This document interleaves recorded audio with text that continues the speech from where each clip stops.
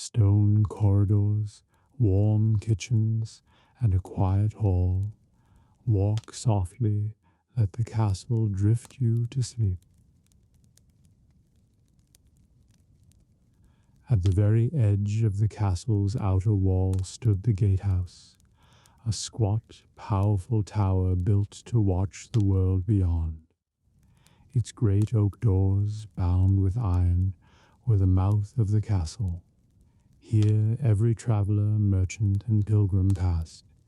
Here guards kept wary eyes on the road, and watchmen called to one another across battlements.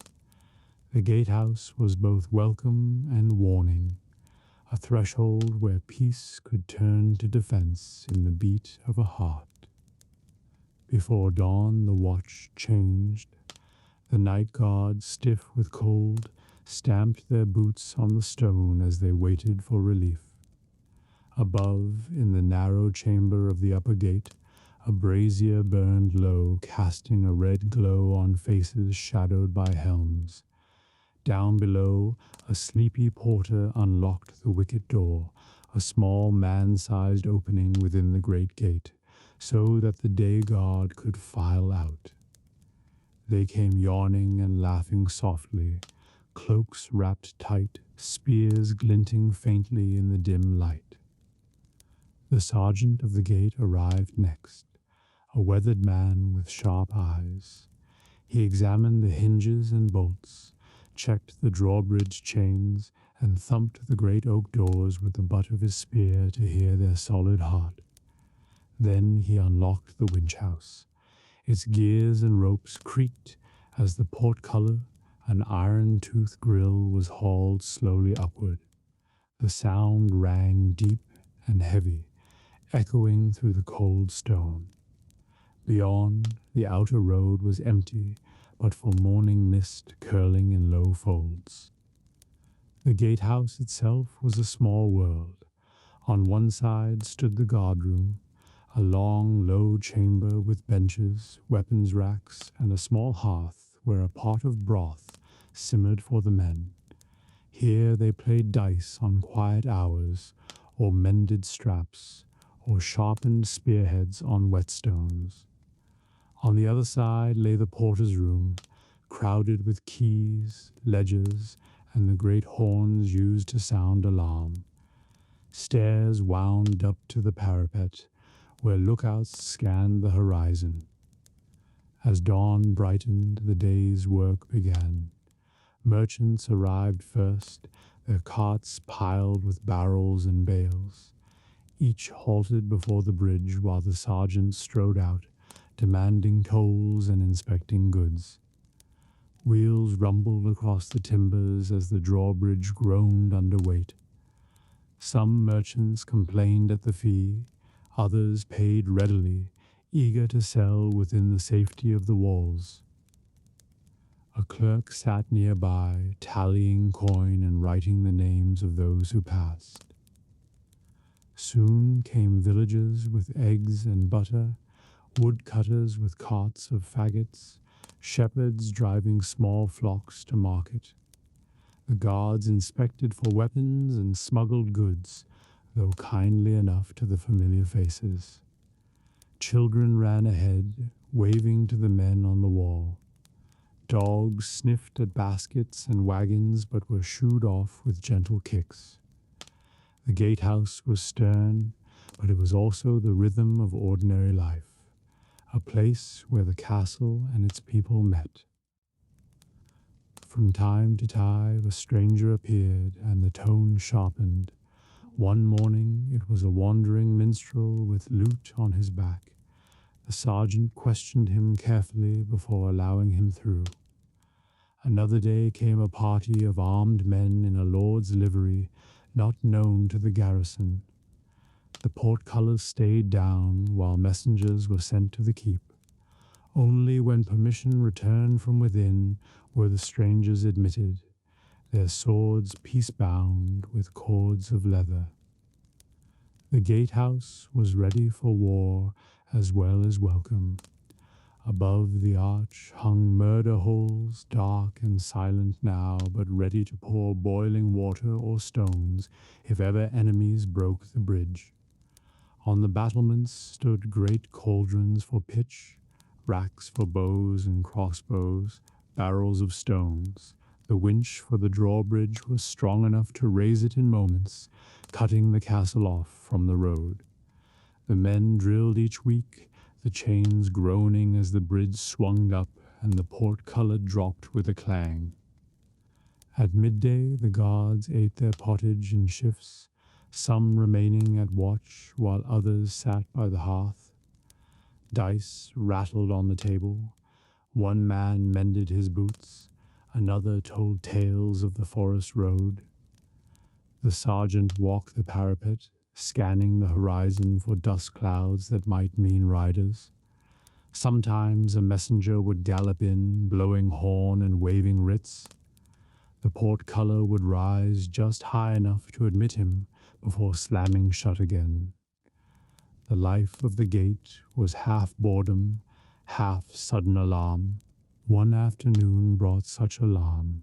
A cart approached too fast, driven by men who did not halt when hailed.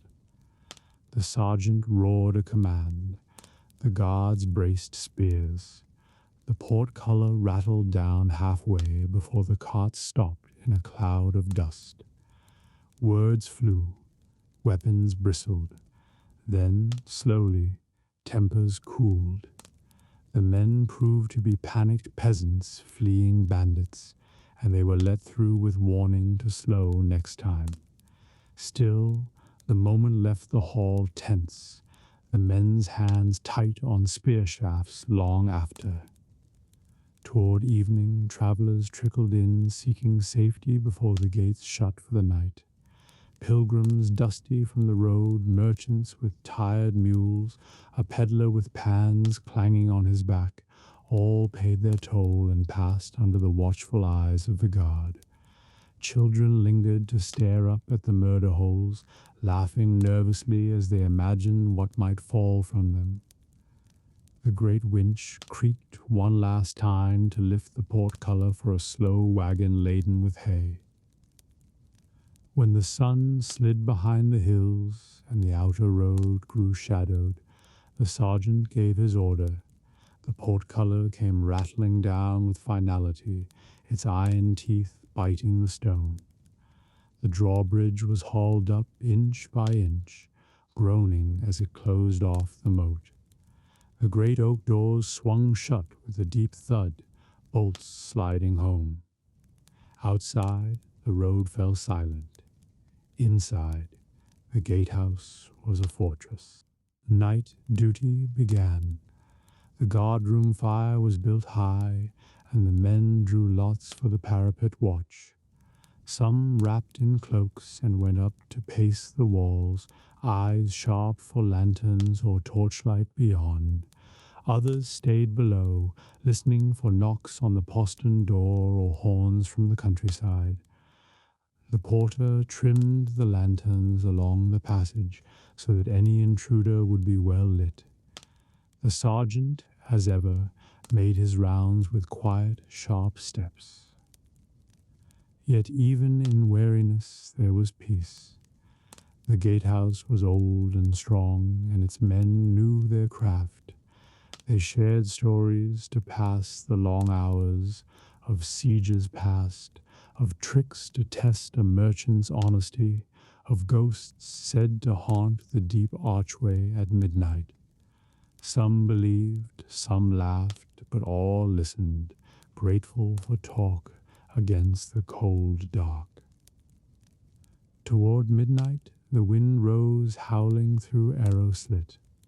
The brazier flickered low, boots clattered softly as the watch changed again. Far below, the moat rippled in the dark, a silent black ring around the castle. Inside, the guardroom slept in turns, helmets beside them, spears propped within easy reach. By the time first light crept pale and thin over the outer road, the gatehouse was ready to wake again. The night watch shook themselves free of sleep. The day guard arrived, stamping and yawning. The sergeant checked the chains and locks, satisfied with their soundness. Then the drawbridge groaned downward, the portcullis rose, and the oak doors swung wide once more. The castle breathed out into the waking world, safe and strong behind its ancient teeth. High in the castle keep, away from the noise of the yard and the echo of the great hall, lay the lady's solar. It was a quiet room filled with soft light and warmth, the private heart of the Lord's household. Here, away from the cold formality of court, the lady of the castle ruled in gentler ways, keeping accounts, guiding servants, teaching children, and weaving the invisible threads that bound a great house together. The solar was reached by a turning stair, its stones worn smooth by centuries of footsteps. At the top was a heavy oak door carved with vines and small birds, polished by the hands that pushed it open each day. Beyond stretched a room unlike the stern chambers below. Its walls hung with tapestries of hunting and harvest, its floors strewn with thick wool rugs. Narrow windows looked out over the fields and river beyond, catching the morning sun and softening the stone with gold. At dawn the solar was quiet but not empty. The ladies' maids arrived first, carrying baskets of linen, polished brass candlesticks, and small trays of sewing tools. They built a small fire in the hearth, setting the kindling to crackle and adding logs until the room breathed warmth. Curtains were drawn back, letting pale light fall across the long table where the lady worked. Cushions were plumped, stools set out, and a copper kettle placed on the trivet for warming spiced wine or water. The lady came soon after, climbing the stair in a sweep of soft wool skirts, a veil falling gracefully about her shoulders. Sometimes she brought her youngest children, still drowsy and clutching small toys. She greeted her maids quietly, offering a smile or a nod, then moved to the window seat to watch the waking world, smoke curling from the village below, the gatehouse opening, the river brightening under the pale sky. For a moment the burdens of rule seemed distant. But the solar was not idle. Soon a steward arrived bearing ledgers and tallies, stores of grain, barrels of ale, bales of wool from the manor's flocks. The lady listened carefully, asking questions in a voice soft but firm. How much bread had been baked for the household? Were the hens laying well? Was the kitchen stocked with spices for winter? She balanced the accounts with sure fingers, tallying rents owed and gifts promised. Though the Lord judged and fought, she ensured the house ran whole. After business came craft. On the long table lay embroidery frames, silks wound on spindles, and patterns drawn on parchment. The lady's hands, steady and clever, moved with quiet grace as she stitched tiny gold leaves, a border of flowers for a chapel cloth, the proud lion of the house for a banner. Her maids sewed beside her, chatting softly as their needles flashed. Sometimes the lady taught a new stitch to an eager novice, leaning close with patience and warmth. The solar was also a place of learning. Here the castle's children came to be taught, reading from a psalter, counting coins, reciting prayers. The chaplain might visit to instruct in scripture or Latin, a music master to teach lute or song. The lady watched it all, guiding with gentle word or encouraging smile.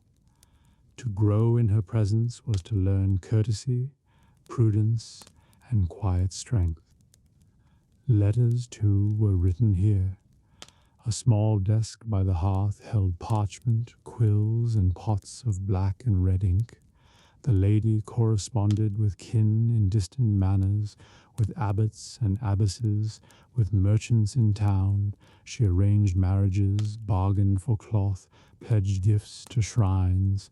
Her letters, neat and measured, were a web of influence as strong as any chain of steel. A messenger would wait at the door, cap in hand, ready to carry them down the stair and out to the wide world. From time to time, visitors came, other noble ladies from nearby lands, a wandering minstrel hoping for patronage, a merchant's wife bringing fine silks for inspection. The solar filled then with soft talk and the rustle of gowns, the scent of spiced wine and sweet cakes brought up from the kitchens. Plans were laid for feasts, for the coming of winter, for the marriages and fortunes of sons and daughters. The room, though calm, was a place where futures quietly took shape. At midday, a small meal was often taken here. Fresh bread, soft cheese, fruit in season, perhaps a cup of warmed wine. The lady and her companions ate simply but well, laughing over light gossip or sharing news from the hall below. Through the windows came the distant sounds of the castle, hammer on anvil, dogs barking in the yard, the trumpet at the gatehouse. Yet the solar remained a refuge, touched with warmth and steady light. Afternoons brought more work or sometimes rest. If the weather was fine, the lady might step onto the small stone balcony to breathe the oaken air, her veil fluttering in the breeze. She would look down on the gardens where herbs and flowers grew for medicine and delight, or watch the practice yard where knights drilled with sword and lance. Children would wave if they saw her, and she would smile and raise a hand. Other days were busier.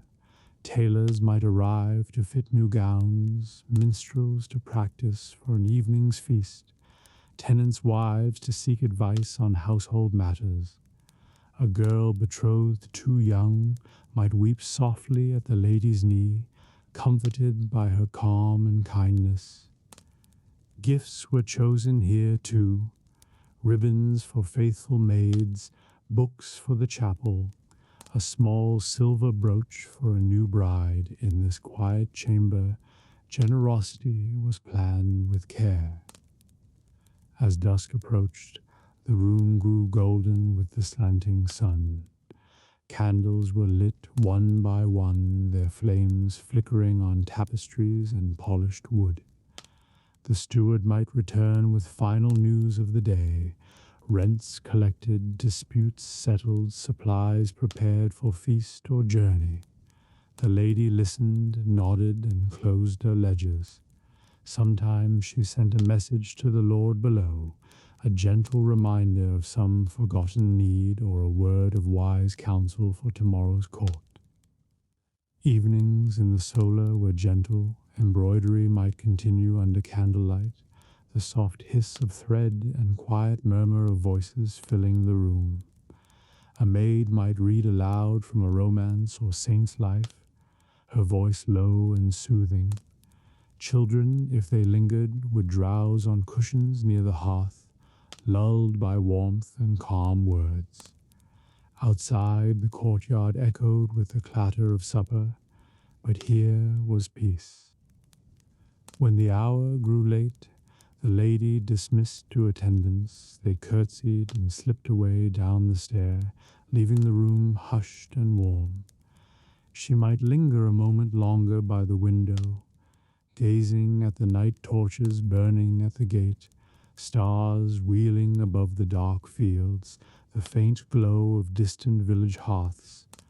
Then she would close the shutters, bank the fire, and follow her maids to the family's private chambers. Once empty, the solar seemed to hold her presence still. The fire burned low, casting shadows across the embroidery frame and the polished desk. The banners hung unmoving in the quiet air. Outside the stone walls the castle stood guard, strong and cold, but within this high room there lingered warmth and patient power, kind that shaped lives softly, day by day, without need of sword or trumpet. Beyond the gatehouse and the busy outer yard lies the beating heart of any medieval castle or manor, the great hall. Step through its heavy doors and you enter a world at once practical and ceremonial, where the ordinary life of servants mingles with the glitter of feasts and the quiet gravity of justice. The building itself is impressive by design. Even a modest hall towers higher than the cottages outside the walls. Its roof beams, often oak darkened by smoke, rise like the ribs of an upturned ship. Walls are lime-washed or hung with woven tapestries to soften the chill. At one end a vast hearth blazes beneath a hooded chimney, or in older places an open central fire smolders with smoke venting through louvered roof. The floor may be packed earth in humble manners, but in great castles it is paved with stone or covered with strewn rushes scented with herbs. Morning begins quietly. Servants sweep yesterday's rushes and lay fresh, scattering lavender or mint to sweeten the air. Benches are scrubbed, tables set on trestles for whatever meal or meeting the day brings. Dogs doze by hearth while kitchen boys hurry past with trenchers and ale. Sunlight filters through narrow windows, catching dust motes and casting gold on worn banners. Soon the Lord's household stirs. Stewards enter first, checking tallies and planning work. Messengers deliver letters sealed with wax. Clerks unroll parchment to record rents or judgments. Minor nobles or visiting merchants wait along walls, hats in hand, hoping for audience. Guards warm themselves near fire, their mail softly clinking. The hall feels like crossroads where every strand of the estate's life passes. Meals punctuate the day. The main meal comes at mid-morning or noon. Long tables fill. Lord and lady at high table on a raised dais, beneath canopy or painted screen. Family and honored guests nearby, household knights, chaplains, clerks, and servants farther down. Trenchers of coarse bread hold meat or pottage. Ale and wine flow in shared cups. Spices show wealth if used. Minstrels may play softly. Hawks perch along wall, and dogs skitter under benches for scraps. Conversation hums. Business near dais. Gossip farther down. Seating shows rank. To sit near the high table is honor. To eat at its board is privilege. Even the order of serving matters. Dishes pass first to lord, then downward. Stewards and butlers orchestrate with quiet mastery, while kitchen staff scurry unseen. On feast days the scene swells with color. Tapestries fresh hung, candles blazing, musician loud, fools capering to laughter. Platters of roasted boar or peacock arrive. Subtlety, sugar sculpture, might grace table if wealth allows. But the hall is it only for eating? It is courtroom and council chamber. After meal or on set days, the Lord sits in carved chair or beneath canopy to hear petitions. Villagers come to seek judgment in disputes over land or debt. Merchants request safe passage or license to sell. Minor crimes are tried, theft, trespass, poaching. Witnesses speak, clerks record. Sometimes punishments are mild fines, sometimes harsh. The Lord's word here carries weight of law. Ceremony thrives in this space. Oaths of fealty are sworn on gospel or sword. Marriages are celebrated before hearth, then feasted at same tables. Knights are dubbed with solemn taps on shoulder. Heralds proclaim news of war or peace. Messengers present gifts from distant courts. Even in peaceful times, such rituals remind all who holds power. Daily business can be surprisingly homely. In corners, scribes tally harvest or taxes. Bailiffs confer about sheep and timber. A falconer might report on birds' health. A huntsman discuss tomorrow's chase. Artisans bring work for approval, a new saddle, a repaired door. Children of lordly house sometimes play at far end under nurse's eye, while parents speak with retainers. Thus grandeur and domesticity mingle under same soaring beams. Season shapes the hall. In winter, fires roar huge, and rushes are deep to warm, cold stone. Guests huddle near hearth while snow drives outside. In spring, banners and garlands fresh as walls. Talk turns to planting and hunts. Summer brings open doors, cooling breezes, musicians and minstrels in brighter mood. Autumn fills tables with harvest plenty. Accounts of grain and wine dominate clerk's work. Lighting shifts with sun. By day, narrow windows spill pale glow.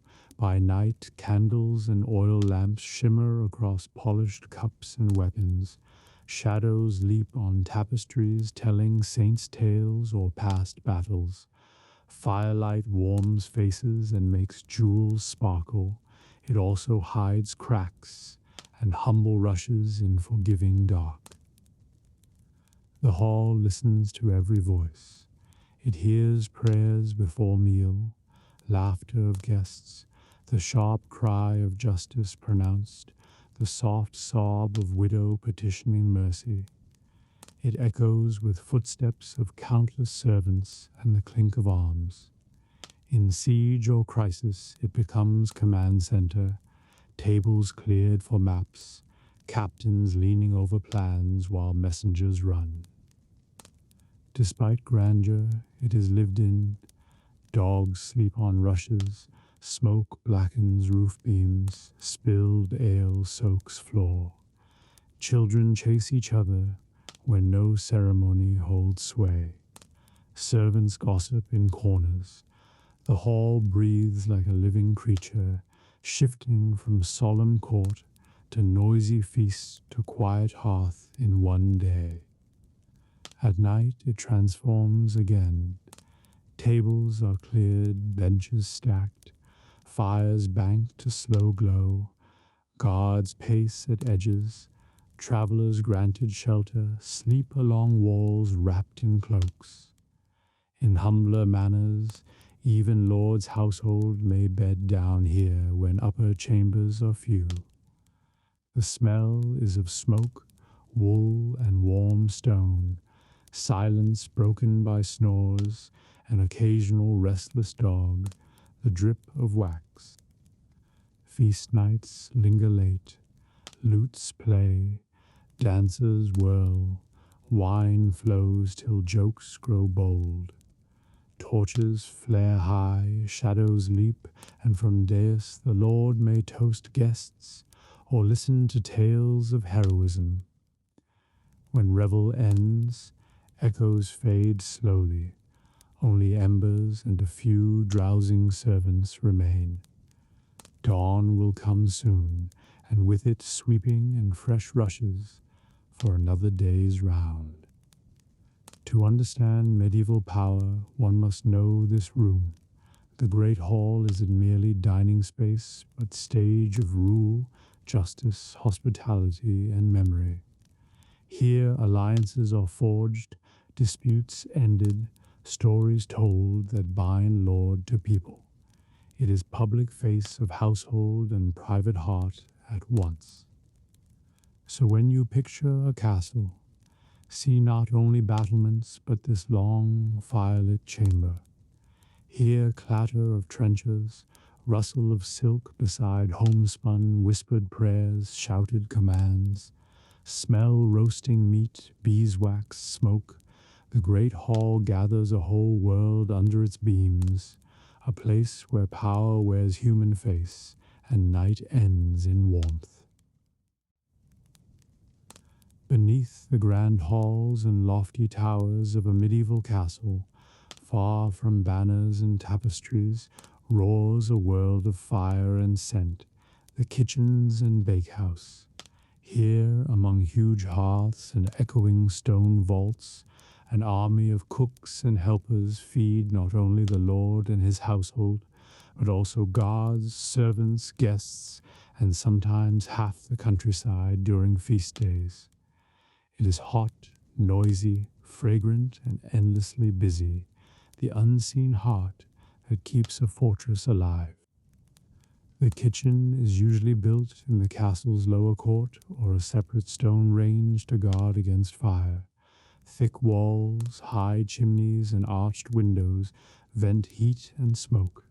Floors are flagged in stone, blackened by centuries of soot.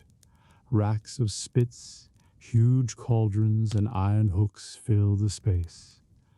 Above, beams and pulley ropes dangle to lift heavy pots.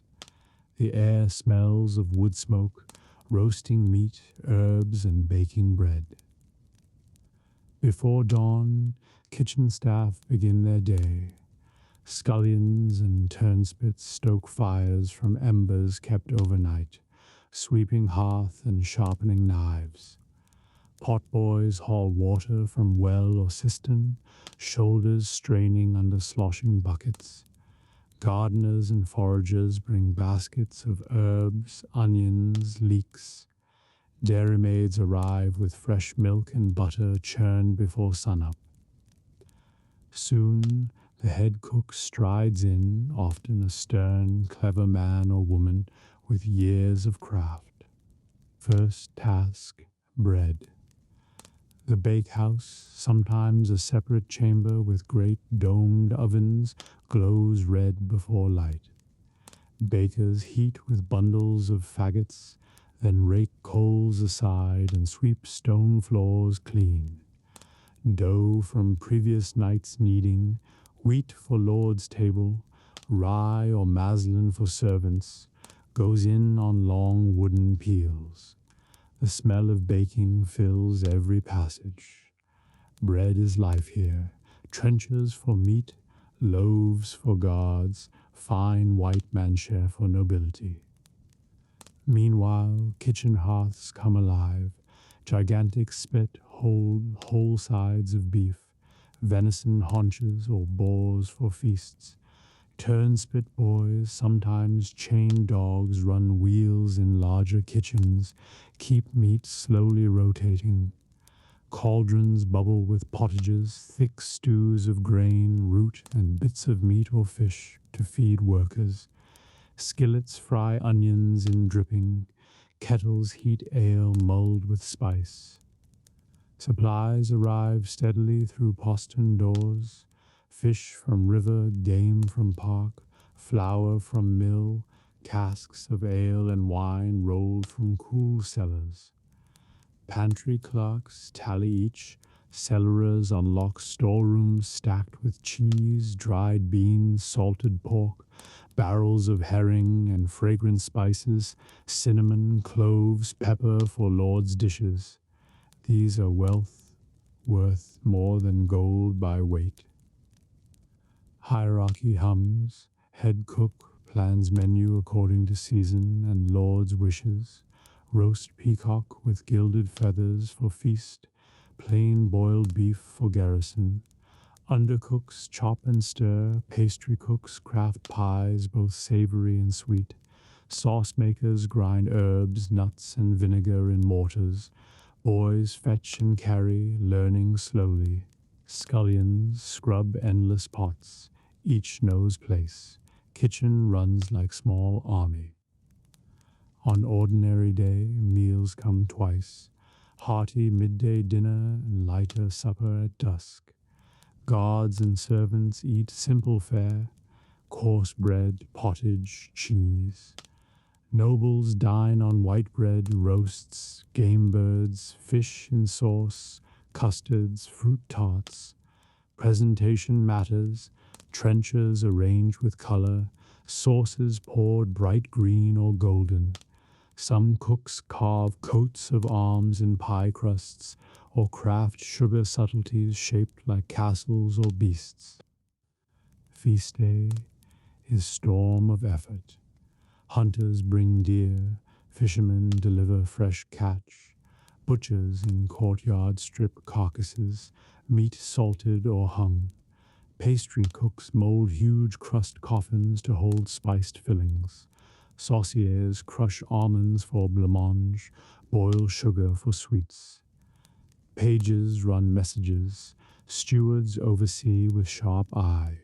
Fires blaze hotter, air thick with spice and roast. Musicians may slip in to test hall's sound. All know Lord expects spectacle. Danger never far. Fire is greatest fear, spark on straw could destroy whole keep. Water kept nearby, stone vaulting and detached bakehouse help, but staff stay watchful. Burns and cuts common, turnspit boys' arms ache from hours at wheel. Smoke stings eyes, heat drains strength, yet pride carries them. To feed castle is honor. Season changes menu. Spring brings young lamb, herbs, fresh eggs. Summer fills larders with berries, river fish, early grains. Autumn is bounty slaughter of hogs, apples, nuts, mushrooms. Winter leans on salted meat, dried peas, stored roots, with spice to enliven. Cooks know how to stretch stores, yet surprise palate, skill prized by lord. Faith threads kitchen too. Meatless days keep fishmongers busy. Cooks create rich dishes without flesh. Eel pies, almond milk stews, feast of patron saint may see blessed bread. Lent transforms menu entirely. Prayers said for safety of hearth and plenty of larders. At night, after last platters cleared from great hall and leftovers sent to servants or poor at gate, kitchen finally slows. Fires banked but not out, bread ovens cooling. Staff eat plain supper, bits of roast, stew, bread dipped in dripping, laughing and recounting feast. Knives honed, pots scrubbed till shine, floors swept of bones and spilled flour. Head cook checks stores by lamplight, plans next day. The bakehouse too rests, ovens dark until midnight. Bakers return to knead dough for morning. Outside, guards patrol silent court. From windows wafts faint warm scent of cooling loaves. A fortress sleeps easier when its belly is full. To imagine castle life, do not picture only banners and knights. Picture this roaring, fragrant kitchen and bakehouse, where unknown hands fed armies and nobles, turned harvest into sustenance, and kept stone halls warm with life. The day of court dawned cold and pale over the castle. Mist clung to the moat and drifted across the cobbled yard, blurring the shapes of men and beasts already at work. Beyond the high outer gate, villagers gathered in the chill, waiting for permission to enter and present their petitions. Within the walls, the great tower loomed, its narrow windows dark against the dawn, and from its crown a single banner stirred in the early breeze. Inside, the great hall was already stirring to life, though the Lord had not yet appeared. Servants moved in measured silence, sweeping yesterday's rushes and scattering new ones laced with mint and dried marigold. The long trestle tables that had stood for supper were carried aside. Today the hall must be clear for the business of rule. At the far end, the dais was prepared with solemn care. A high-backed chair carved with lions' heads was drawn forward and draped with a heavy cloth of red and gold. At its side, a smaller seat awaited the lady of the castle, and a narrow lectern was set for the steward, who would read the rolls of law. The fire on the hearth was coaxed into brightness, its light catching the polished iron of candle-stands and the brass studs of the Lord's chair. Pages hurried with cushions and stools for visiting knights and clerks. The steward himself arrived before sunrise, thin and brisk, his bundle of scrolls hugged to his chest, his keys clinking as he strode to the dais.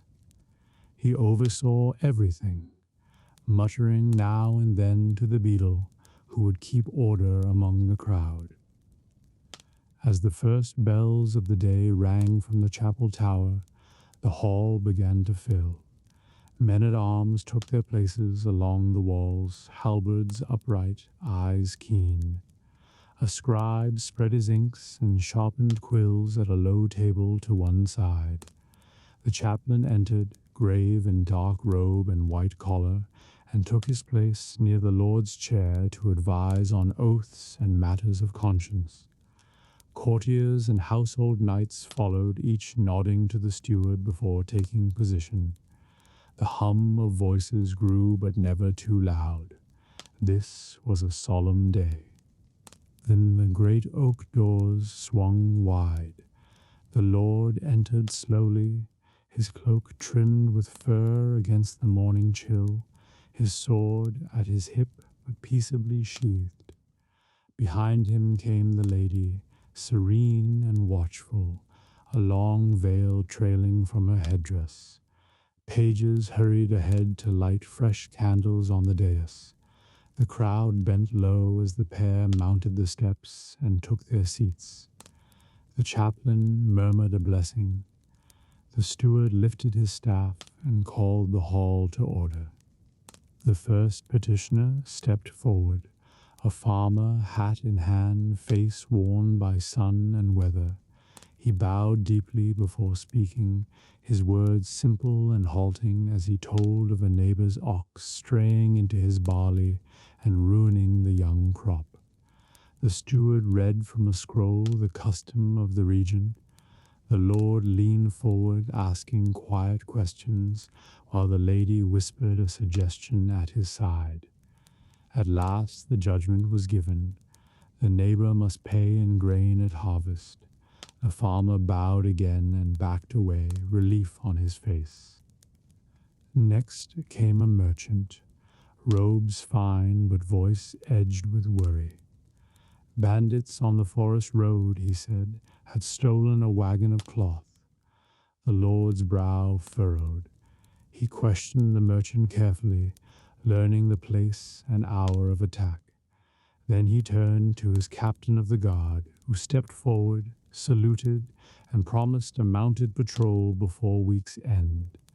The scribe wrote swiftly, quill scratching. The merchant bowed and withdrew, a little straighter now.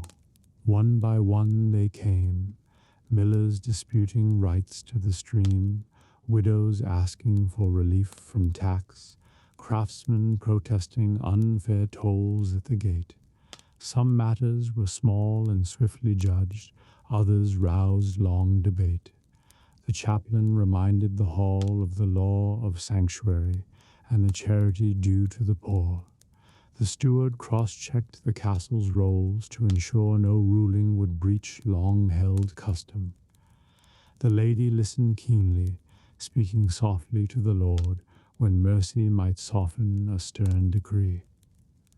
Sometimes the mood grew tense. A poacher was brought in under guard, his hands bound, a gaunt rabbit dangling from his belt as proof.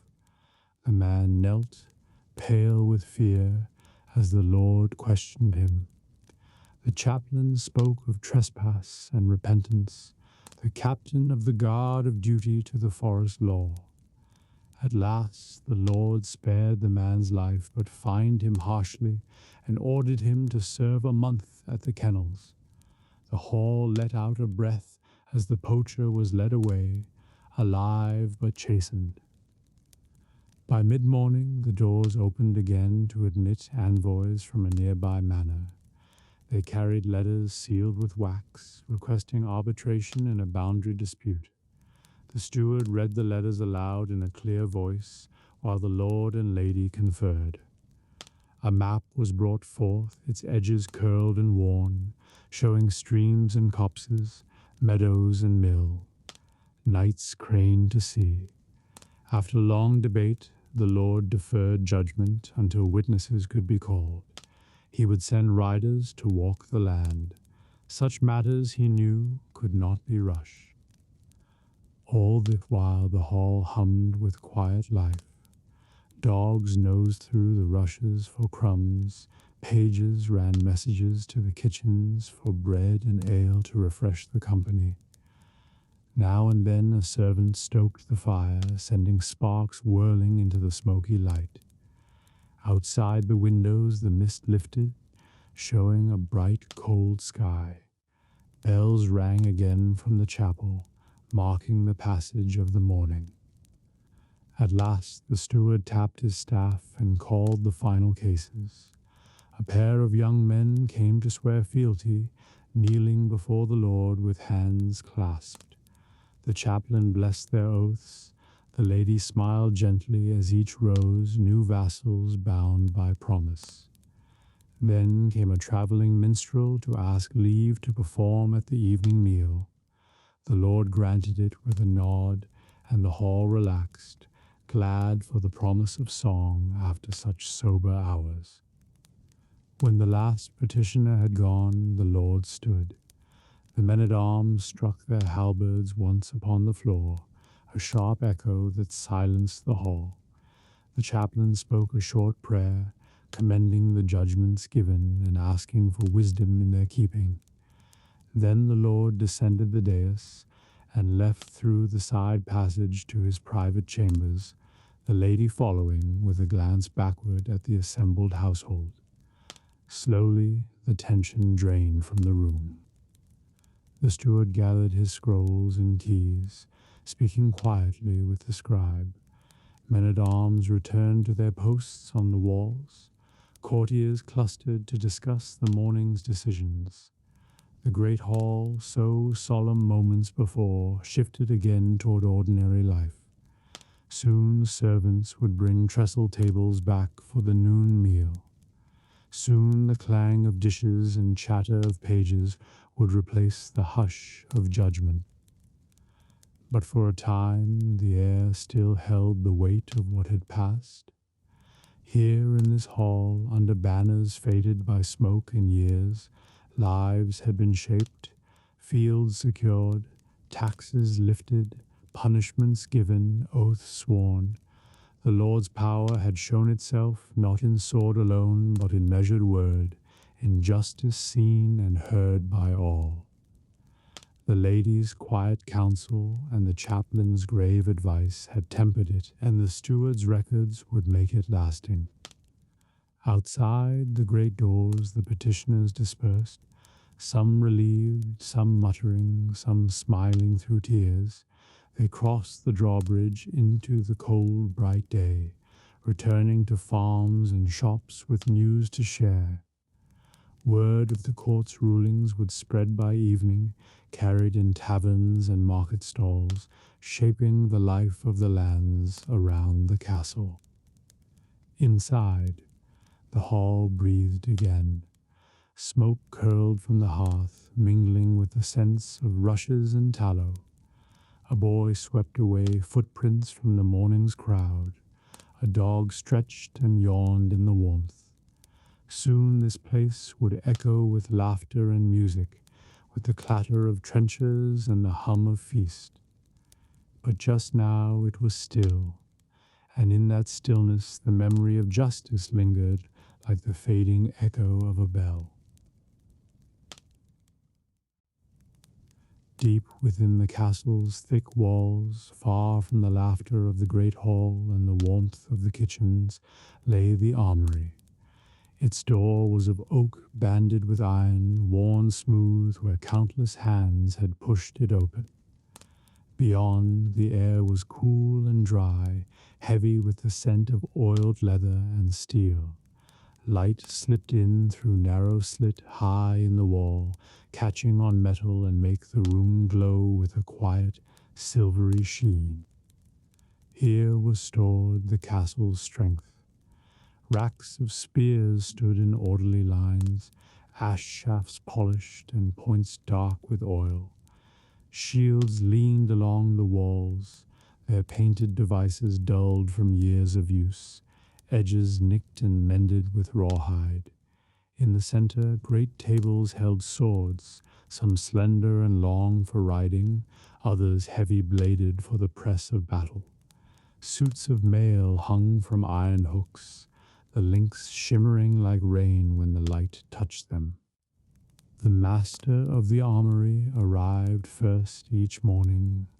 He was a broad man, his beard touched with gray, his hands scarred but deft. From a peg he took his leather apron and tied it on with practiced ease. He checked the great room with a soldier's eye, the dryness of the air, the neatness of the racks, the safety of each blade. Moisture was an enemy here, so was disorder. Then he stirred the small brazier in the corner and set a pot of oil to warm. Soon his apprentices came clattering down the stone stair, boys of 12 or so, eager and weary in equal measure. They swept the floor, wiped dust from hilts, and carried suits of mail to the racks.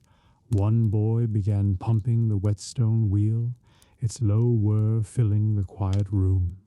Another mixed beeswax with tallow for the leather belts and scabbards. The master gave them their orders in short, gruff words, but with a kindness that showed in the small nod he gave when a task was well done. This was not a place of idle display. Each item here had purpose, and each needed care. Swords were examined for rust, their edges touched to the wheel and then honed with a soft stone until keen. Spearheads were checked for cracks, shafts were sanded smooth and rubbed with oil, shields were repaired, bindings tightened, paint refreshed where the device had faded. Even the great crossbows, powerful and dangerous, were disassembled and cleaned, their strings waxed, their stocks polished. The master's own corner was a wonder of tools. Awls, rivets, hammers, tongs, leather scraps for mending straps, buckles of brass and steel, bowls of dark oil that smelled faintly of pine. From here he could make or mend nearly anything the garrison might need. He kept careful record, too, which knight's harness was being repaired, which soldier's sword needed regrinding, which helmets must be fitted anew. His ledger, though plain, was as important as any blade. From time to time, men-at-arms came down the stair to fetch or return gear. A soldier might bring his mail for patching, showing where a link had broken in last week's drill. A page might arrive to collect a clean sword for his master, standing awkwardly under the armorer's quiet scrutiny. Each was served in turn, but none before the master had checked and approved the work. To him, a loose rivet or a dull edge was no small thing. It could mean life or death. As the morning passed, the room rang with soft music of craft, the rasp of files, the whisper of cloth on steel, the slow rhythmic thump of a hammer closing a rivet. Dust motes danced in the shafts of light. The apprentices sweated at the wheel, but smiled when the master passed, and ran a calloused thumb along their finished edges. He taught as he worked, explaining how to harden a blade, why to oil mail in winter, how to fit a helm so it would not twist in battle. Sometimes knights themselves came, bringing fine pieces for care. One arrived today, Sir Alaric, tall and broad-shouldered, his surcoat dusty from the road. He bore a sword with a deep notch near the guard. The master frowned, turning it in the light. They spoke softly, knight and craftsman, about the break of the edge, the grind it would take to make it true again. Sir Alaric watched with respect as the master set to work, sparks flaring at the wheel while the boy pumped steadily. At noon, the apprentices ate their bread and cheese in a corner, wiping hands clean of oil before touching food. The master took only a little, busy still with a helm that needed riveting. Outside the armory, the castle bustled, bells rang, hooves clattered. But here the world seemed slower, marked by patient craft and quiet diligence. This was the hidden forge of safety. If the Lord's men rode to war, it would be the master's care that kept them whole. By afternoon, the room grew warmer from the brazier and the work. The boys cleaned a suit of plate brought in by a knight's squire, breastplate, backplate, vambraces, greaves. Each piece was rubbed with vinegar and salt to lift spots of rust, then polished to a deep, cold shine. The master checked every strap, every buckle, testing with firm hands until satisfied. He showed the boys how to lace the pieces in proper order, teaching them the craft that kept warriors safe beneath their shining shells. A messenger arrived late in the day with a request from the steward. A patrol must ride tomorrow at dawn, and their gear must be ready. The master nodded and went to the racks. He chose spears of sound ash and straight grain, selected a bundle of stout crossbows, and oversaw the stringing himself. Arrows were counted, their heads checked for sharpness and secure binding. Helmets were pulled from shelves and lined up neatly, each with its strap strong and clean. As evening drew on, the day's repairs were done. Swords gleamed on their racks, shields were stacked with painted faces freshened, mail hung oiled and whole. The apprentices swept the floor, gathering fallen filings of steel and stray bits of leather. The master closed his ledger with a thump and wiped his hands on a rag black with years of work. He looked around the armory once more, eyes sharp, and nodded in quiet approval. Before the fires in the great hall blazed for supper, knights and men-at-arms came again to collect their gear. Some laughed and joked as they strapped on swords. Others were quiet, testing an edge with thumb or the swing of a wrist. Each left with gear secure, owing silent thanks to the patient hands that had made it ready. The master watched them go, pride hidden but strong beneath his calm. When the last had departed and the room was still, the apprentices banked the brazier and hung up aprons. The light had turned soft and gold through the high slit.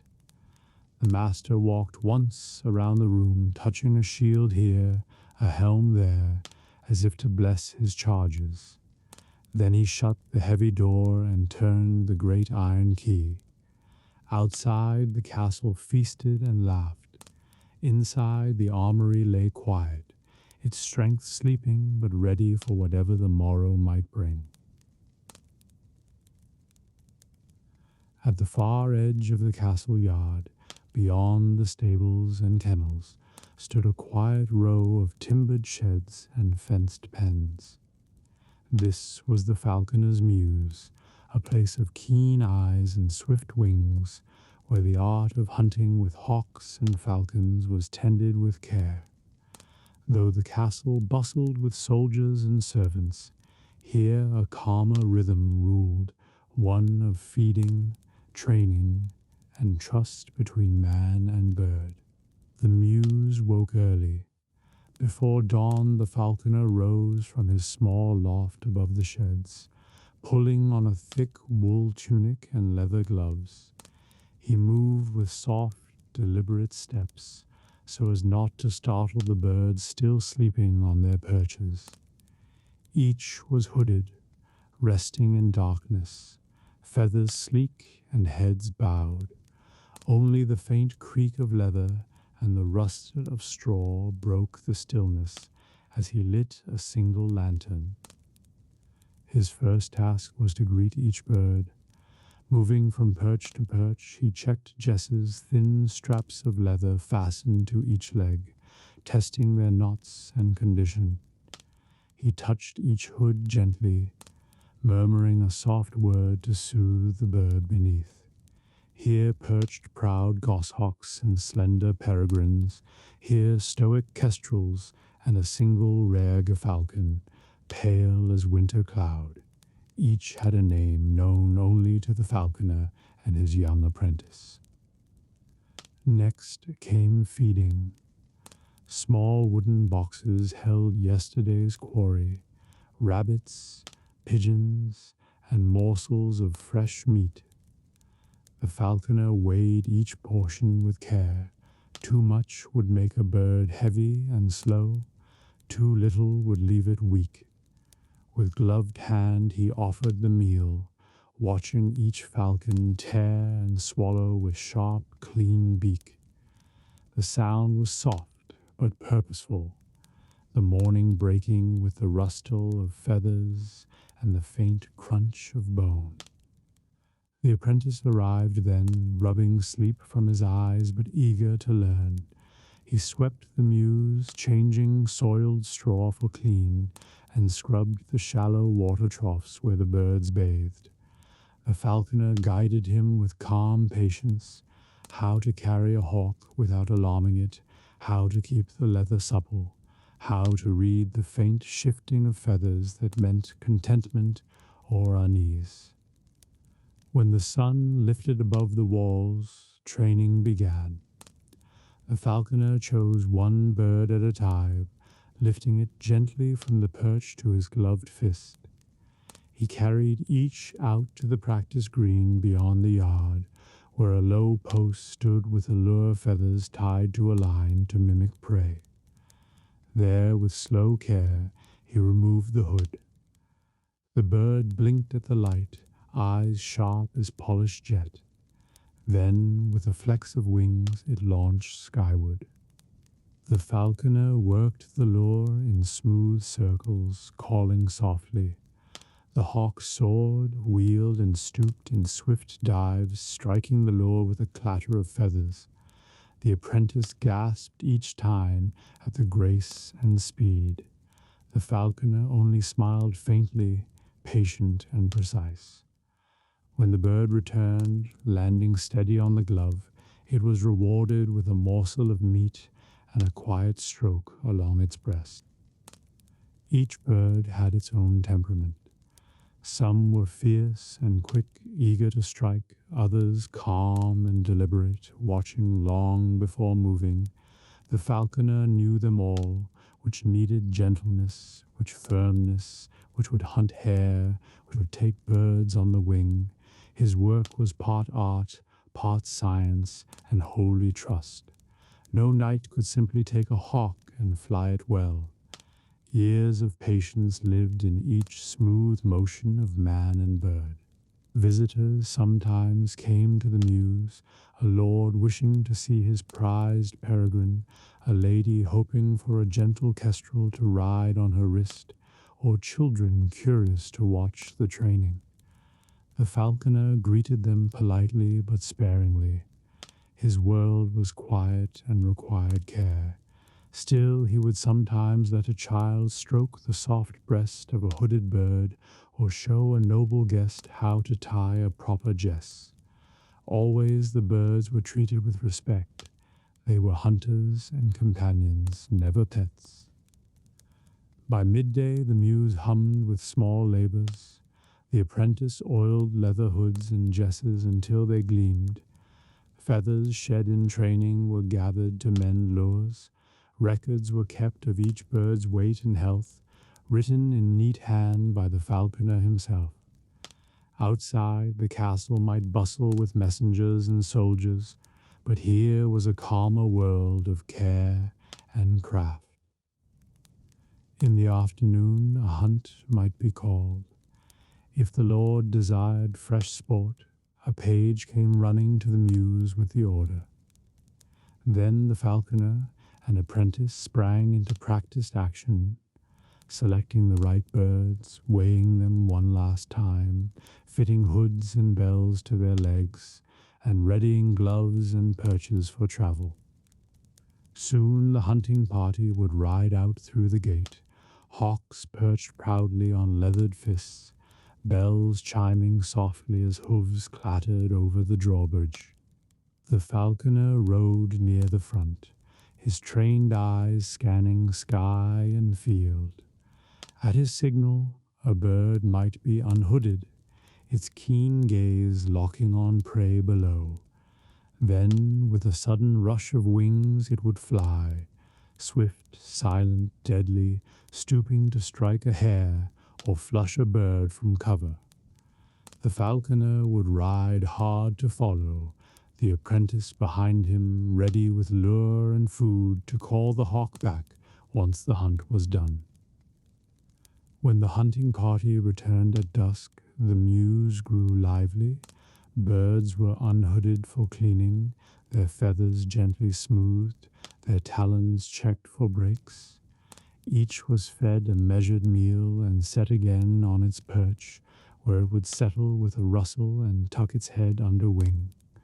The falconer moved from bird to bird with quiet murmurs, proud yet humble before their fierce grace. After the birds were tended, the mews fell peaceful again. The apprentice swept the floor and hung the gloves to dry. The falconer checked each perch, tightened each knot, and banked the small brazier that kept the night chill at bay. Outside, the yard echoed with laughter and clatter from the great hall, but here only soft rustles and the occasional tinkling of bells broke the dark. Before sleep, the falconer took one last walk among his charges. He touched each hood lightly, feeling the steady stillness beneath.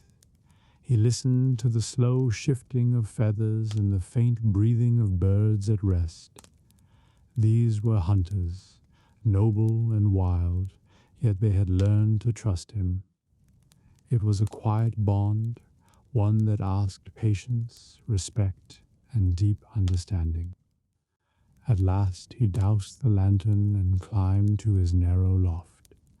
Through the tiny window he could see the night sky, vast and cold. Somewhere an owl called. Tomorrow would bring new hunts, new training, the same steady care. The mews slept, filled with hidden power, swift wings, sharp talons, and the calm hands that guided them.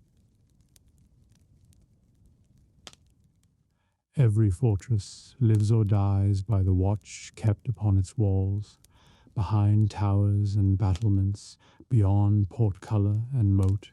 It is the castle guard who holds the first and last measure of safety.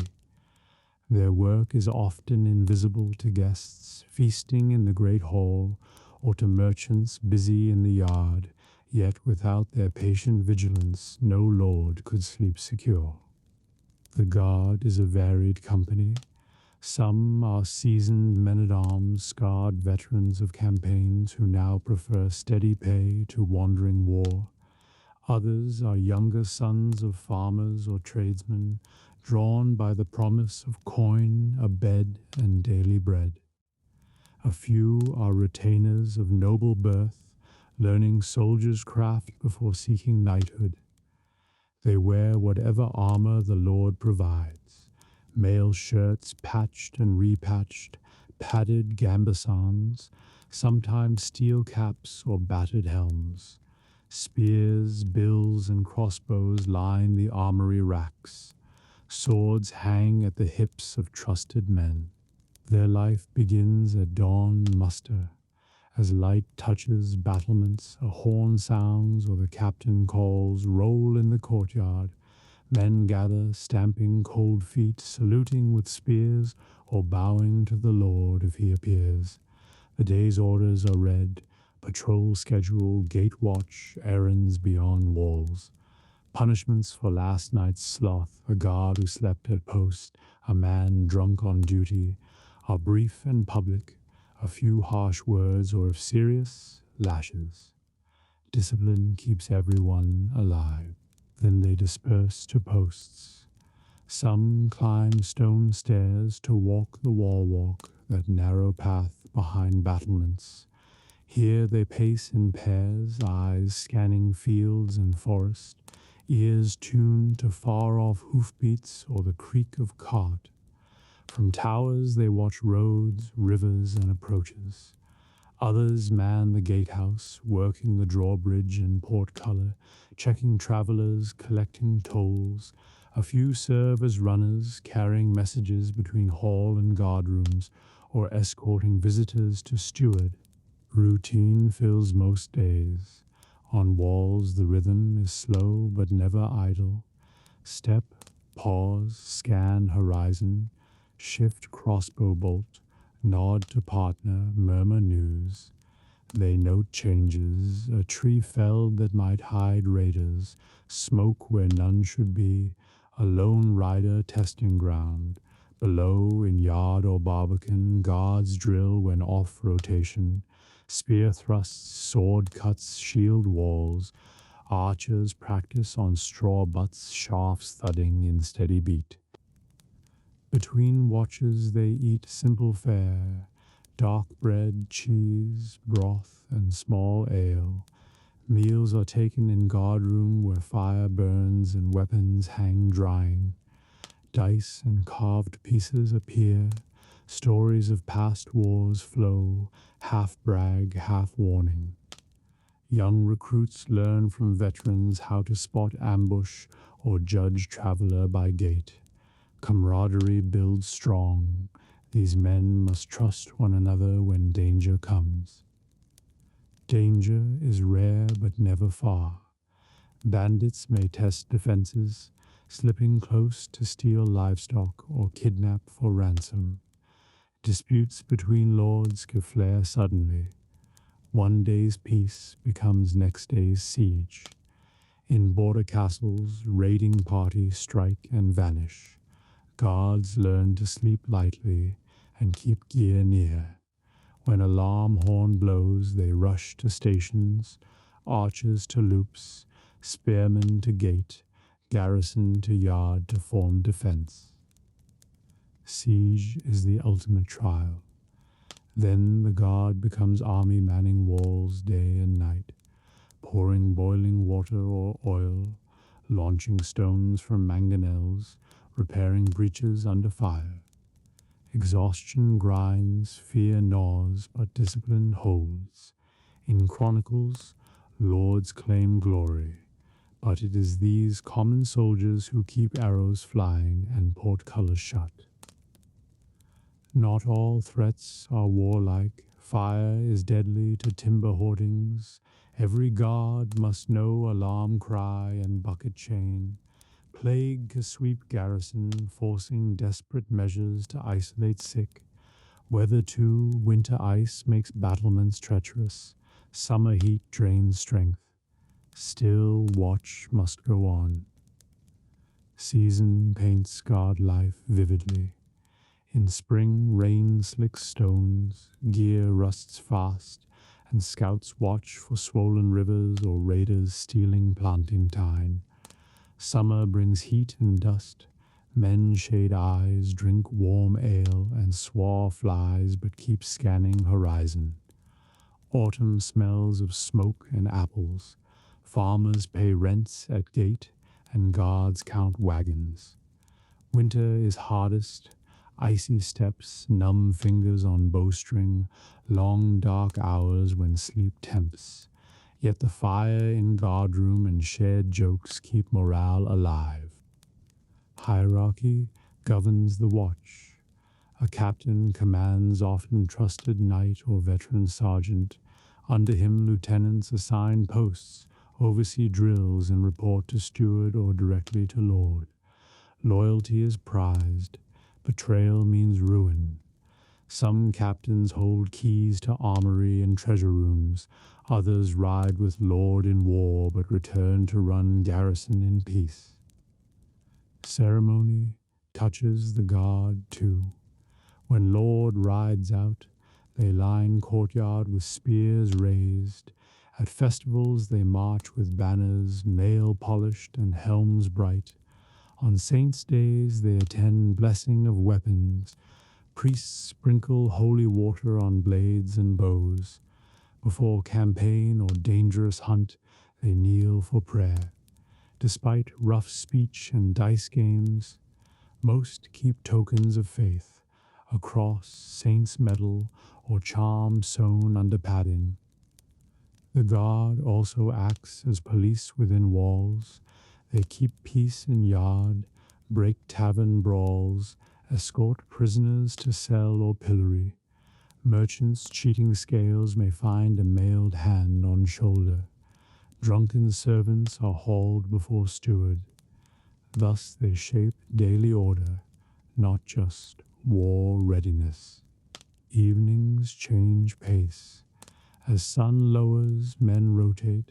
Fresh watch takes walls. Tired ones head to guardroom or humble quarters. Shared bunks, straw mattresses, perhaps small hearth. They eat, men gear, swap tales. Laughter rings, cards or dice clatter, a lute might strum. Yet at sunset horn sounds again, gates close, portcullis lowers, and night watch takes solemn hold. Night watch is hardest. Stars wheel overhead, fields vanish in dark. Every rustle could be thief or beast. Torches smoke, lanterns sputter. Guards walk slowly to stay awake, stamping feet, whispering to partner. Silence sharpens hearing. Distant owl cry or splash in moat jolts nerves, yet they endure, knowing safety of whole castle rests on their eyes. Rewards are modest, steady wage, meals, sometimes right to small plot or share of spoils. Prestige is mixed. Villages may resent tolls or arrests, yet also respect skill and courage. A good guard may rise to sergeant, even captain, rare but possible path to knighthood if Lord favors. More often it is quiet life of service, unnoticed but essential. Friendship defines them. Men who faced winter storms or first arrows together form bonds deep as kinship. They share bread, guard secrets, mourn fallen comrades with rough toasts. This brotherhood keeps watch through boredom and terror alike. So imagine the castle not as silent stone but alive with these sentries. Boots on wall walk, low talk in guardroom, sudden trumpet when danger nears. Picture the common soldier leaning on spear, scanning dusk, a tiny piece in great feudal puzzle yet vital. The castle guard is unseen spine of medieval power, tireless, humble, alert, beneath banners and battlements. At the edge of a rising hill where stone walls meet the sky, there is always a threshold, the place where road becomes fortress. In the Middle Ages, this place was called the gatehouse, and it was far more than a door. It was a watchtower, a customs post, a first line of defense, and a stage where the power of the Lord behind the walls was quietly displayed. Long before a traveler reaches it, the gatehouse makes its presence felt. The road narrows and climbs. Ditches or a moat glimmer below. Perhaps a wooden drawbridge spans dark water. High above, twin towers flank an arched portal, their battlements cut with arrow slits. The portcullis, a heavy grid of timber shod in iron, waits half raised like teeth. To approach is to feel watched. Somewhere behind those narrow openings, guards measure every movement. Approach begins with sound. Hooves ring on bridge planks, carts creak and groan, chains clink where the drawbridge hangs. From within come muted voices, the shift of armored men, the bark of a dog. Flags stir, smoke curls from guardroom hearth. Even the most ordinary day carries a sense of small ceremony. You are entering someone's stronghold. Travelers pause before the outer barbican, if one exists, a low-walled forecourt meant to trap enemies but serving also as waiting space. Merchants halt wagons, peasants lead pigs and chickens close, clutching permits or hoping to bargain. Pilgrims tighten grips on staves, messengers adjust packs. Here tolls may be demanded. Coin for goods, a measure of grain, or simply proof of loyalty to the Lord. Guards appear. Some wear quilted gambesons and steel caps, others chainmail with surcoats in house colors. Spears or crossbows gleam. A captain may question newcomers, name, purpose, whom they serve. Merchants show charters from guilds. Messengers produce sealed letters. Pilgrims sometimes rely on badges and prayers. Suspicion rises if answers falter, a shout to bring more men from within. Yet most days end with nod and wave through.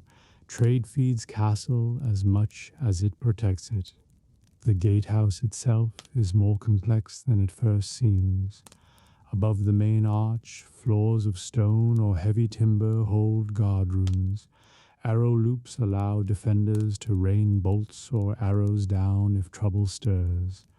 Murder holes pierce the roof of passage, ready for stones, boiling water, or hot sand in siege. Thick double doors close behind the iron portcullis, turning the passage into a trap. Yet when peace reigns, these fearsome features fade into background of daily life. Inside, a fire crackles where off-duty guards warm themselves. Benches line walls, racks hold spears and halberds. A small table bears ledgers, lists of tolls and visitors. The smell is of smoke, leather, and metal polish, mixed with faint damp of stone. Dogs doze until strangers stir them to barking. Sometimes a small shrine sits in corner St. George or Michael, guarding soldiers who watch the gate. Life here follows rhythm of traffic. At dawn, the portcullis is winched up with groan and clatter. Drawbridge chains rattle. Farmers from outlying manors bring grain or eggs to sell. Servants return from fields with carts of firewood. Traders from distant towns arrive with cloth, salt, or wine, hopeful for sale inside walls. Messengers gallop through, splashed with mud. Children press close to see strangers. Dogs weave underfoot until shooed away. Ceremony accompanies important arrivals. When a noble guest approaches, trumpets may sound. Guards snap to attention, captain rides forward, and the drawbridge lowers with deliberate grace. Banners wave, grooms hurry to stables, servants to kitchen. The gatehouse becomes theatre, displaying the Lord's wealth and order. The visitor passes under carved coats of arms and into courtyard lined with curious faces. Yet ordinary days define the gatehouse more than pageantry. Guards stamp cold feet in winter, chat softly in summer heat, sharpen weapons, dice to pastime. Apprentices sweep and oil chains. A blacksmith may appear to fix hinge or ring. Dogs patrol yard, noses to ground. Travelers bring gossip. A new tax upriver, war rumors, strange weather. The gatehouse listens and quietly feeds news inward. Defense drills punctuate routine. Horn blasts, portcullis slams down, archers take posts. It may be only practice, but adrenaline spikes. Young guards learn to drop chains smoothly, to aim from arrow loops, to pour stones from parapet. In real danger, bandit, raiders revolt. This calm threshold becomes deadly funnel where few can pass alive. Season changes color the place. In spring, mud splashes wagons and guards grumble about wet boots. Summer sees dust and heat shimmering off stone, buzzing flies, open gates for ventilation. Autumn smells of apples and smoke as harvest carts rumble in. Winter ices the drawbridge chains and stiffens hands. Travelers arrive cloaked and pale, grateful for warmth beyond. Festivals brighten it. Wreaths hung at Christmas, flowers in May, banners on saints' days. Tolls and markets grow around the gate. Where traffic pauses, vendors thrive. Pies, cheap ale, shoe repair, charms for safe travel. Children sell rushlights, beggars plead to those waiting entry. A small economy hums, watched by guards who sometimes join in buying treats. The gatehouse also serves justice. Petty thieves caught outside may be tried in its shadow. Toll cheats punished, proclamations nailed to its door. Sometimes a condemned man hangs near, grim warning to rogues. Other times heralds read royal news to gathered crowd. Thus the place becomes symbol of order as well as passage. Night brings transformation. At sunset, horns sound, the portcullis lowers with heavy finality, chains clanking. Doors close, locks turn. Latecomers may plead for entry and be refused unless they pay or know someone inside. Torches flare on walls, guards pace in measured beat. Beyond, road fades into dark woods where danger waits. Inside, the courtyard sleeps easier knowing the gate is shut. For those on duty, night is long. They walk parapets, peer through slits, listen for hoofbeats or stealthy splash at moat. Fires are banked, hands warmed, dice cast quietly to fight boredom. An owl hoots, river murmurs under bridge. Somewhere a wolf howls and is answered by dogs. The watch endures till dawn horn sounds and gates creak open again. The gatehouse stands as both welcome and warning. It says, "You may enter if you come in peace and pay your due, but cross this lord at peril." It shelters merchants and pilgrims, yet crush invaders. It is a blend of engineering, ritual, and daily work, the living edge of castle life. So picture it when you think of medieval power with unfilled totals, medieval the worst people with protection and stana. That of fel opera's mind is to have Lordner Klingash with fennels, pround small hillity.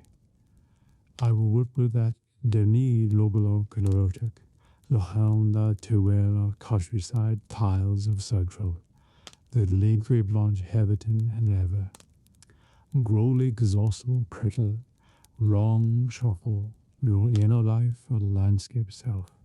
Medieval Europe, within cold, they gont in Rahal Majidla. The great hall of the castle lay quiet in the first pale hours of the day. Its stone walls held the coolness of the night, and the long flagged floor was damp with the hush of early mist. High above, blackened oak beams stretched into shadow, and from them hung banners faded by years of smoke from torches and hearth.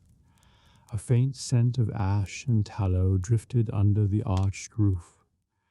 At the far end the dais stood empty, the Lord's carved chair waiting in the dimness, flanked by a pair of tall iron candlesticks that still held the stubs of last night's feast. The hall was the heart of the castle, and though it slumbered now, it would soon stir to the pattern of the day. First came the servants, quiet-footed and sleepy-eyed, carrying brooms of birch and rags for polishing.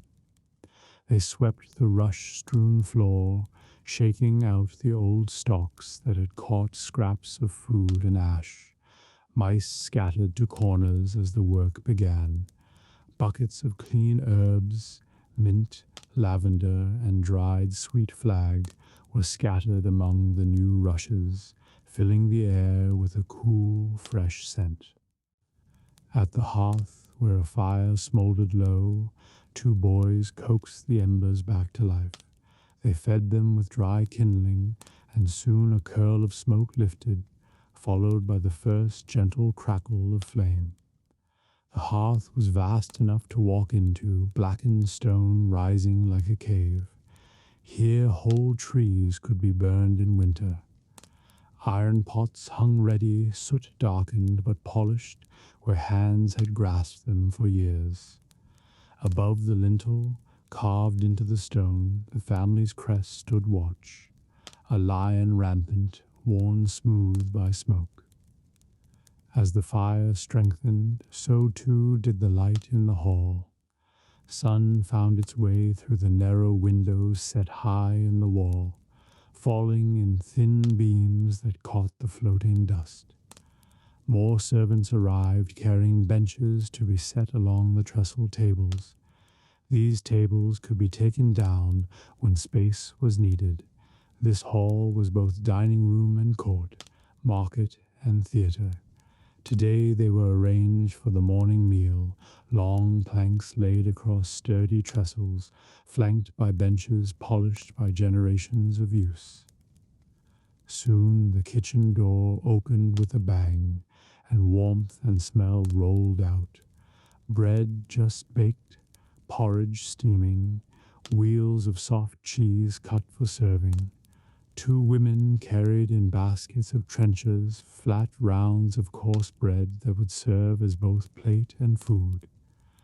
Behind them came a boy balancing a tray of pottery mugs.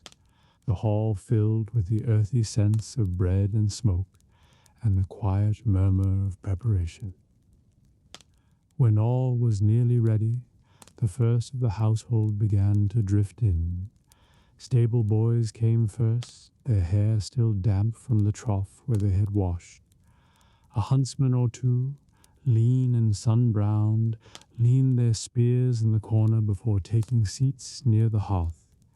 They spoke in low voices, rubbing sleep from their eyes, boots dusty from the yard. Then maids came, laughing softly among themselves, and soon a murmur of life filled the great room. The steward entered at last, thin and brisk, a bundle of keys at his belt. He walked the hall with sharp gaze, inspecting tables, hearth, and banners. If a bench was crooked, he straightened it. If a candle guttered, he trimmed the wick with a small iron snuffer. Only when all was to his satisfaction did he give a short nod to the doorkeeper, who moved to stand by the great doors of oak bound with iron. With a groan and echo, the doors swung wide. The day had begun. Light and sound spilled in the ring of hammers from the smithy, a distant shout from the yard, the clatter of pails. Into this stride came the knights and men-at-arms, armor clinking softly as they crossed the hall. Some removed their helmets and set them on the benches. Others still smelled of the stables and horse sweat. Pages followed, small and serious, carrying cloaks and belts. Last came the Lord himself, tall beneath his fur-lined mantle, his sword at his hip. Behind him trailed his household chaplain, a grave man in dark robes, and the lady of the castle, calm and pale beneath her veil. At their entrance, the company rose and bowed. The Lord took his seat on the high dais. His lady sat beside him, and the chaplain stood ready with morning blessing. The hall grew still but for the crack of the fire. Grace was said, and the morning meal began. It was simple oat porridge sweetened with honey, bread still warm, cheese and apples from the storehouse, a little ale for the men, watered wine for the household. Pages hurried to and fro, filling mugs and fetching what was needed. Dogs slunk between the benches, hoping for scraps. A hawk perched silently on its master's wrist. Laughter and talk rose steadily, echoing against the stone vault. As the meal ended, servants swept away the trenchers and wiped the tables. Some would be fed to pigs, others were taken to the poor at the castle gate. The Lord remained seated, however, for the hall was now to be a place of justice. A small crowd of villagers and tenants had gathered at the far end, hats in hand, waiting to speak their petitions. The steward called them forward one by one. First came a miller complaining of broken rights to his stream, then a widow asking for relief from tax. The Lord listened gravely, his lady murmuring counsel at his side. Each case was considered. Sometimes the chaplain advised according to custom or scripture. The steward kept a careful tally on parchment, while a scribe scratched notes with squeaking quill. From time to time the heavy door creaked as new supplicants entered, or the dismissed left bowing low. Justice in the great hall was not swift, but it was public, and all listened.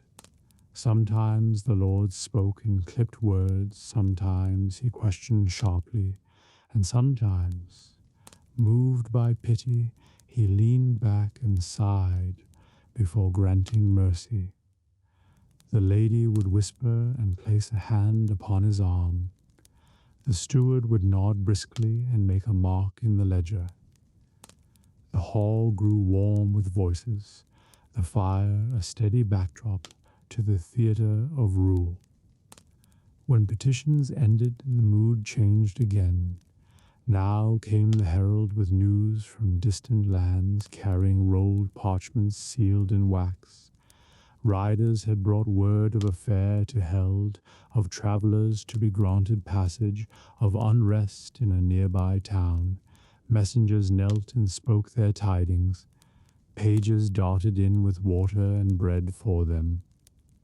The Lord leaned forward, questioning, while his knights murmured among themselves.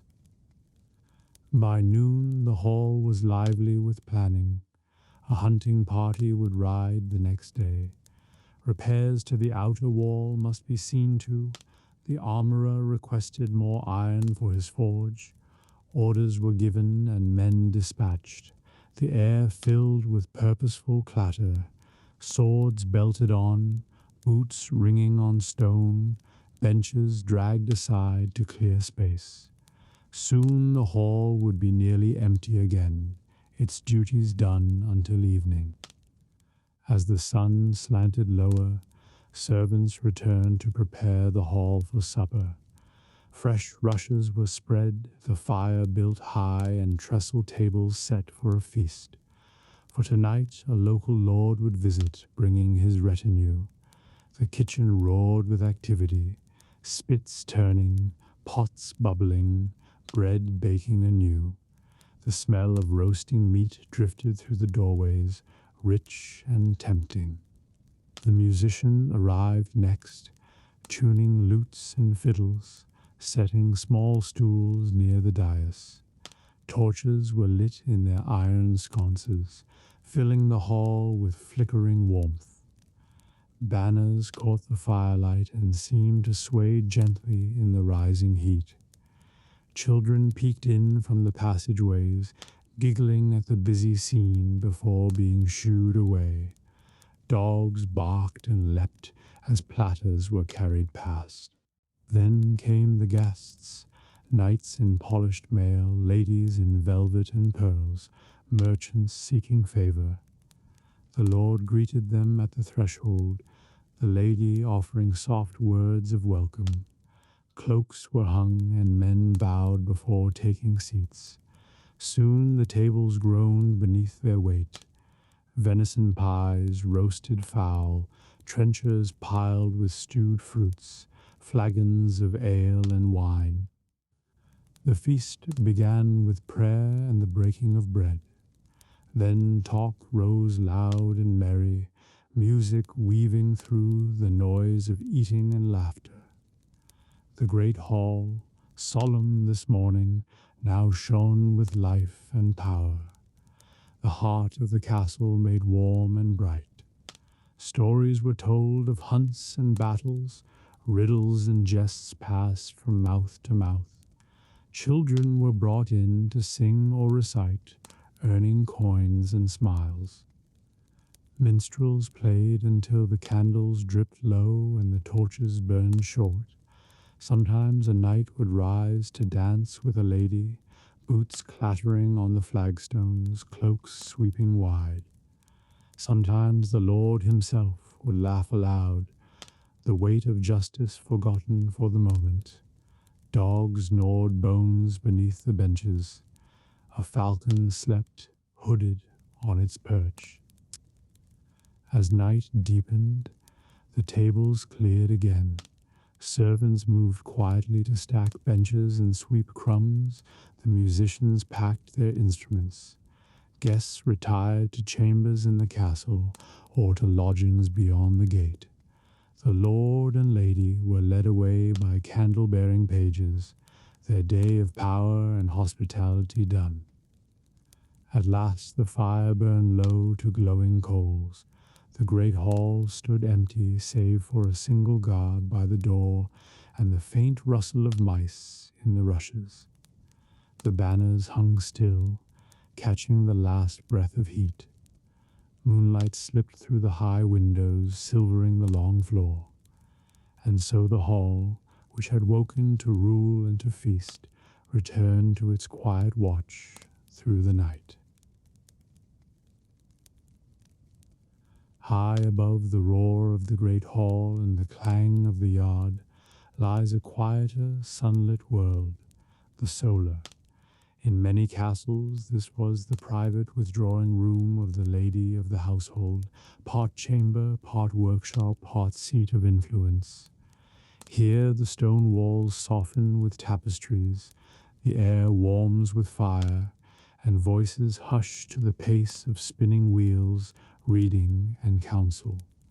It is a world apart, yet one that shapes life below.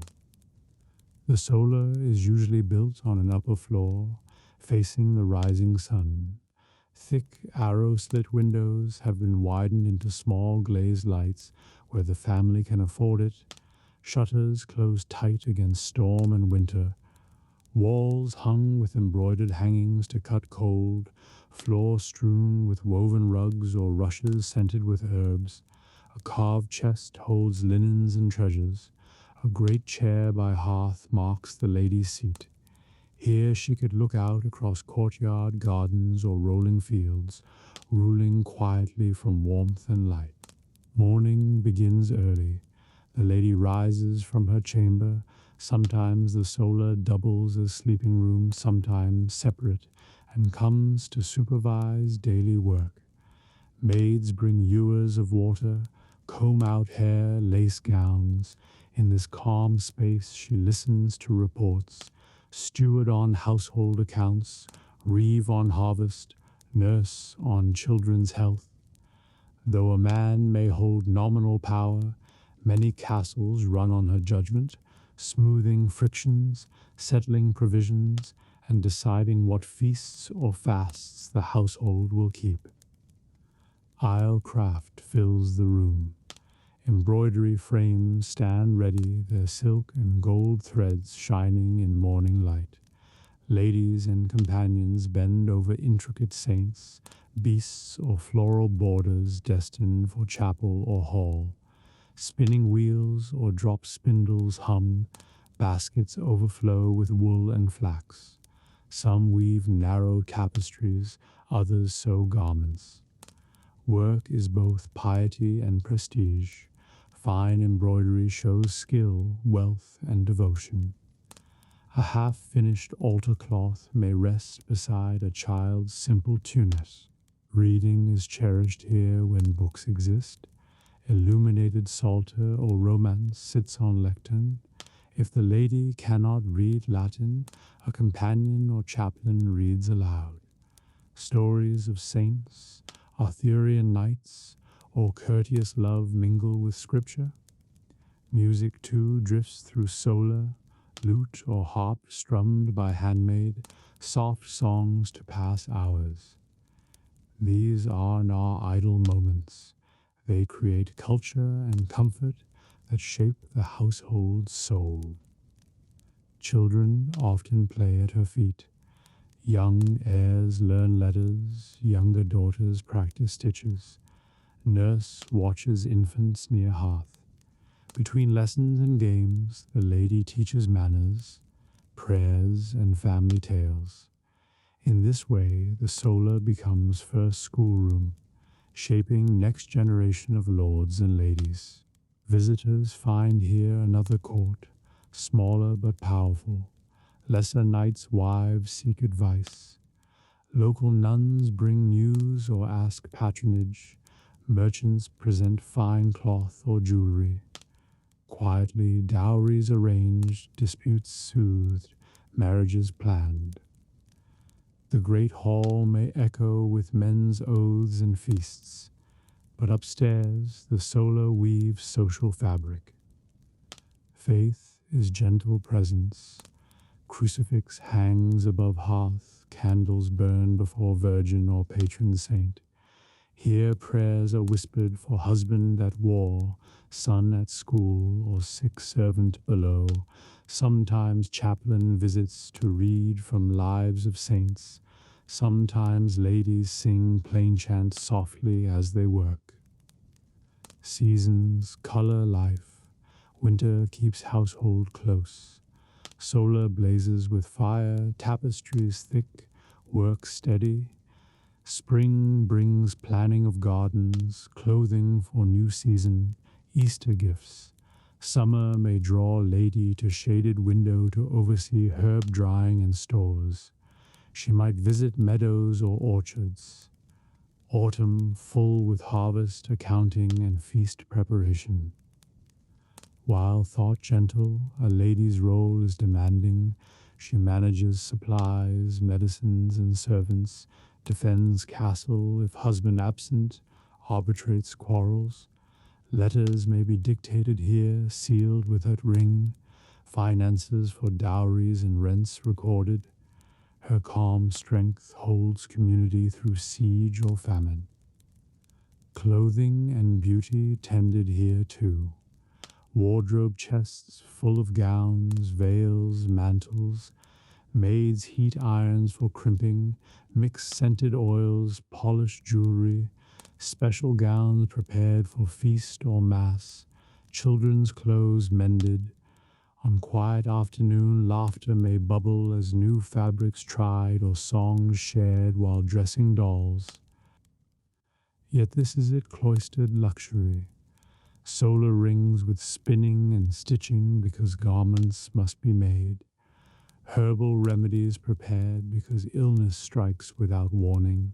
Lady may soothe frightened servant, plan rations for winter, or pray for safety during siege. In her quiet upper room she bears weight equal to nights below. Evenings grow warm and golden, fire crackles low, women finish days sewing, children sleep on cushions. Perhaps husband climbs stairs to share wine and talk away from noise. Candles flicker, shadows dance on tapestries of saints and hunting scenes. Outside wind moans through arrow slits, but within is island of light and steadiness. So when you think of castle life, look beyond armory and hall. Picture that calm lady's solar hearth glowing, silk threads shimmering, books and music soft, children learning, servants coming for counsel. A quiet stronghold of culture and care that kept fortress human. The town lowers its voice until it becomes a hush that cobbles carry. Roofs think about dew, wells hold the last reflections of candles and then choose darkness with a satisfied breath. The square accepts the absence of feet and grows wider in the way empty places do. The watch lights the fourth torch along the western lane and writes the fact in a small book that remembers only what keeps people safe. He listens to the fountain to see whether the water sounds content. He decides it does and gives the stone a nod. The stone keeps its dignity and nods back in its own way. Dogs choose their corners and take ownership of them with a sigh. Cats practice governance from walls and from barrels and from the tops of doors. A mouse studies the rules and chooses not to break them tonight. Peace is a habit in this town, and even the small lives help to keep it so. Inside houses, beds become boats, and quilts become harbors. A mother ties back a curtain with the wax string that always remembers the right knot. A father turns a key and lays it in a dish where hands can find it in the dark. A child whispers the name of a friend and sleeps with a hand open, as if holding something light. At the abbey, the brothers move like careful shadows as they set lamps along a corridor. Their steps make a soft prayer that repeats, and does it tire itself? A novice feels the weight of wakefulness leave his shoulders and is glad that silence to do work that words cannot. A potter checks a kiln and leaves a warm brick by the door of a neighbor who has old bones. He does not wake the house. The brick will tell its own story. When morning arrives, he looks up at the sky and reads weather in the honest letters of wind.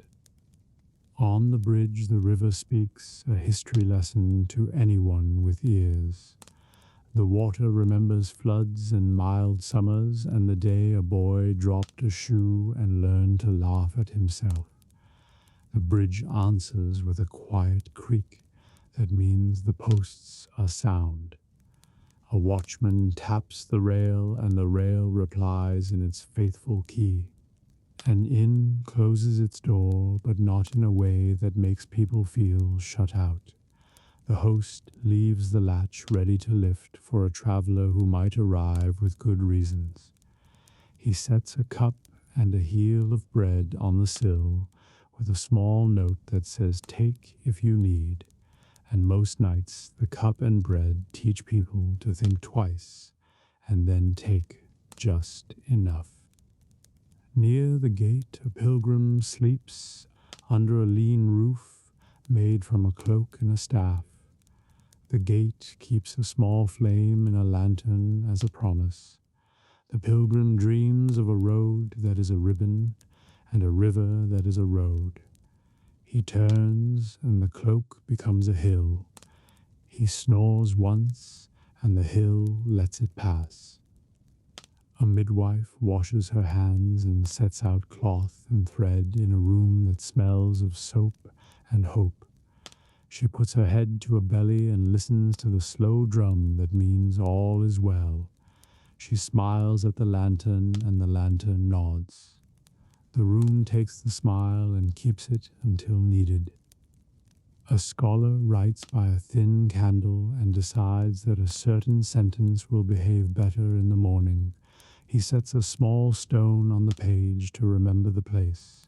He pinches the wick and breathes the smoke with honest relief. He is proud of knowing when to stop. The bell in the tower chooses not to speak for a time.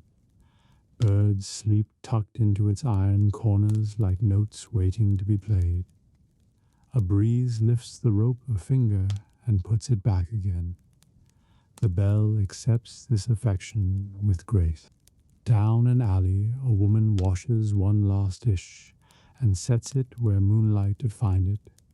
She thinks of her sister on the far side of the river and hopes the same moon is doing the same work over there. She dries her hands and thanks the night for being wide enough to hold both of them. The square receives a messenger who walks on the careful feet of someone who will leave again at dawn. He sits on the fountain edge and reads a letter without opening it because he already knows what it says. He folds the letter and doesn't mind the weight it adds to his bag. The fountain approves his choice to wait for morning. A cobbler sets a boot on the bench and decides not to stitch the last seam. He covers the leather with a cloth that smells of bees and signs the day to sleep. He knows work tastes better with a bite left for breakfast. Clouds slide like slow ships. Stars hold their ground as if guarding the town on every side. The lanes settle until even echoes are given leave to rest. A fox takes the long way across the square because the long way is quieter. In 100 rooms, dreams begin to take turns. One dreams of wheat bending in a wind that tastes of salt. One dreams of a bridge that sings under a horse that knows its name.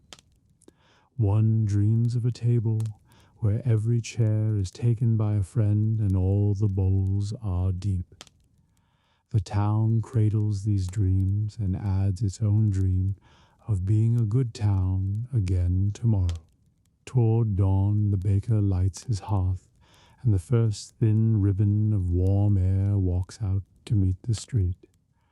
The watch calls the hour with a voice that invites birds to join. A window opens the width of a hand. A person inhales as if tasting a new idea. The town wakes the way a person wakes from a good nap. Not sudden and not slow. Doors stretch, dogs consider their duties, cats decide whether to help. The square receives feet again and does as judge their hurry. Night folds its quilt and sets it on the back of a chair for later.